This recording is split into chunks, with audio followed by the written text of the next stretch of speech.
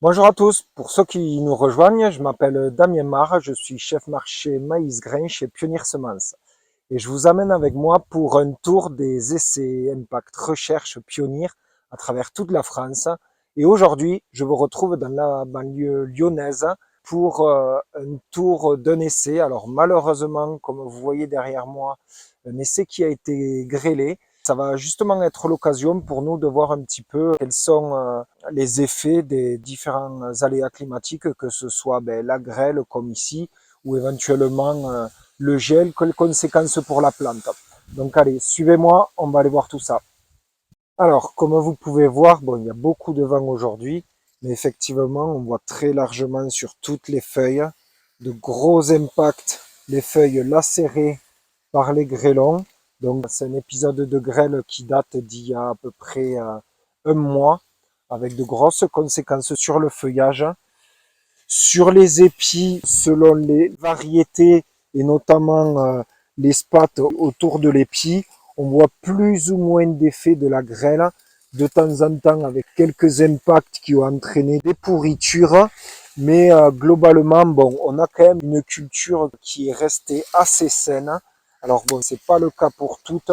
On voit que pour certaines, ça a engendré pas mal de conséquences, notamment sur la plante, puisque au-delà des feuilles lacérées, on voit également qu'on a des plantes qui ont desséché complètement sur place, dû à une maladie fongique qu'on peut appeler le coup de feu fusarien. Alors on voit que la grêle a amplifié ce phénomène avec des plantes qui sont vertes et d'autres qui ont complètement grillé sur place. Bon, c'est arrivé assez tard l'épisode de grêle, donc il y a assez peu de conséquences sur l'épi, mais globalement, c'est des épis qui sont un peu moins bien remplis que les autres, avec un grain qui danse un petit peu, comme on peut le voir ici. On va se balader un petit peu, voir sur les autres variétés.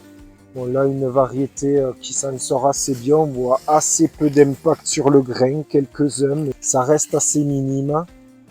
Donc là, ça va. C'est sûr que quand on a un épisode de grêle comme ça, quand on voit les feuillages, on se dit que tout est perdu. Là, c'est un maïs qui avait fait sa programmation, les fécondations étaient faites, la période de stade limite d'avortement du grain était passée, donc pas de conséquences d'avortement. Mais bon, voilà, de temps en temps, effectivement, on voit comme ça des petits impacts sur le grain.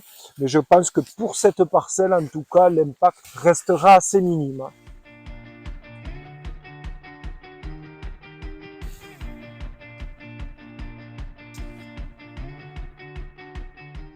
Alors, on vient de voir les effets de la grêle sur la plante maïs ainsi que sur les épis. Bon, on voit que sur cette parcelle, les effets restent assez limités malgré tout, vu la violence de l'orage qu'on a eu ici. Mais un autre phénomène qui peut toucher les maïs, c'est le gel. On ne parle pas du gel en début de cycle, pendant les semis. Là, bon, petite parenthèse, il faut savoir que un maïs peut geler jusqu'à 5-6 feuilles. Il peut être capable, dans le cas de petites gelées ou en tout cas pas sur plusieurs jours, de se remettre, même si on a le pied qui noircit, qui devient marron complètement. Il faut attendre quelques jours et voir si au niveau de l'apex, ça repart. Et on peut avoir un maïs qui va prendre du retard, mais qui peut être complètement sauvé. Donc, le gel qui peut nous concerner cette année, notamment dans une année où on a eu des semis assez échelonnés, des semis assez tardifs, c'est le gel sur la fin de cycle avant la récolte. Donc on a déjà eu des matinées un peu fraîches. Il faut savoir que si on a un maïs qui gèle, donc autour de 0 degré plus ou moins, les conséquences peuvent être assez fortes sur le maïs. En tout cas, si on a un gel répété sur 2-3 matins, il faut savoir d'une qu'on a une plante qui va se bloquer, un grain qui va arrêter de sécher.